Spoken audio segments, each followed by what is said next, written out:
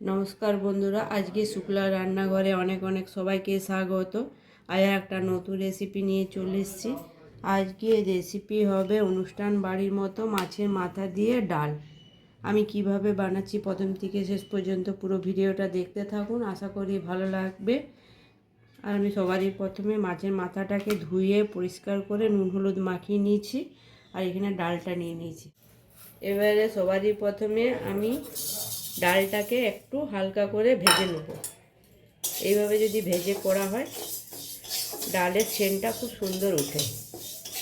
ডালটাকে আমি এইভাবে একটু লাল লাল করে ভেজে নিয়েছি। খুব হালকা করে ভেজেছি, খুব বেশি ভাজলে সিদ্ধ হতেও চাইবে না আর খেতেও ভালো লাগে না। একটু হালকা করে ভাজলে সিদ্ধও হয় আর সেন্টটা বেশ সুন্দর ওঠে।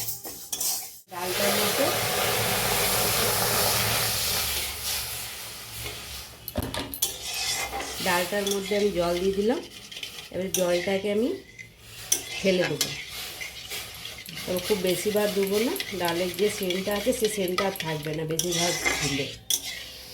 এইভাবে জলটাকে আমি ফেলে দিচ্ছি। এবারে ডালটাকে আমি সিদ্ধ হওয়ার মতো জল দিয়ে দিচ্ছি। ডালটা আমার ফুটে উঠেছে। এবারে এই যে ফেনাটা আছে, ফেনাটাকে আমি এইভাবে ডাবু দিয়ে আমি তুলে তুলে ফেলে দেবো। এই ফেনাটার মধ্যে অনেক নোংরাও থাকে। দিয়ে দিচ্ছি অল্প একটু হলুদ, পরিমাণ মতো নুন, আর দিয়ে দিচ্ছি কয়েকটা চেরা কাঁচা লঙ্কা। এবার ডালটাকে আমি 80% মতো সিদ্ধ করে নেবো। ঢাকাটা খুলে আমি দেখে নিচ্ছি।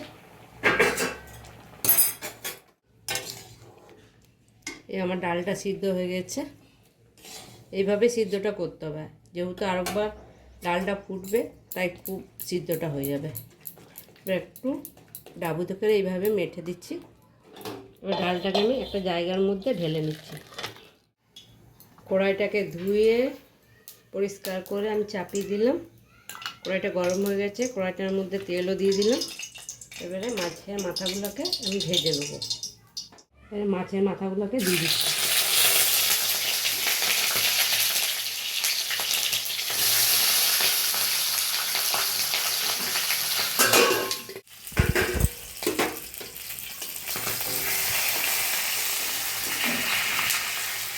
মাছের মাথাটাকে আমি একটু ভেঙে দিচ্ছি, তবে খুব বেশি ছোট ছোট করবো না। ছোট ছোট করলে ডালটা খেতে অসুবিধা হবে। আমি একটু বড় বড়ই রাখবো আর একটু লাল লাল করে ভেজে নেবো, তাহলে মাছের যে আস্তে গন্ধ সেটা আর থাকে না। এই আমি সুন্দরভাবে লাল লাল করে ভেজে নিচ্ছি। এবার মাছের মাথাগুলোকে তুলে নিচ্ছি। কড়াইয়ে বেশ কিছুটা তেল দিয়ে দিলাম। এবার দিচ্ছি ফোড়ঙে দুটো শুকনো লঙ্কা, জিরে ফোড়ন আর একটা তেজপাতা দিয়ে দিচ্ছি। ফোড়নটা 2-1 সেকেন্ড ভেজে নেবো। ফোড়নটা থেকে মিষ্টি গন্ধ ছেড়ে দিয়েছে। এবারে দিয়ে দিচ্ছি রসুন কুচনো, আদা কুচনো, দিচ্ছি কয়েকটা চেরা কাঁচা লঙ্কা। পেঁয়াজ রসুন আদা আমার লাল লাল করে ভাজা হয়ে গেছে। এবার দিয়ে দিচ্ছি টমেটো কুচনো, পরিমাণ মতো নুন। যেহেতু আমার ডালে নুন দেওয়া আছে সেই পরিমাণে আমি নুনটা দিচ্ছি।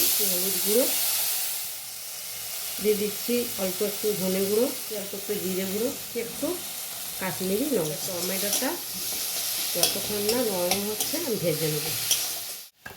এবার দিয়ে দিচ্ছি ভেজে রাখা মাছের মাথাগুলো, দিয়ে দিচ্ছি সিদ্ধ করে রাখা ডালটা।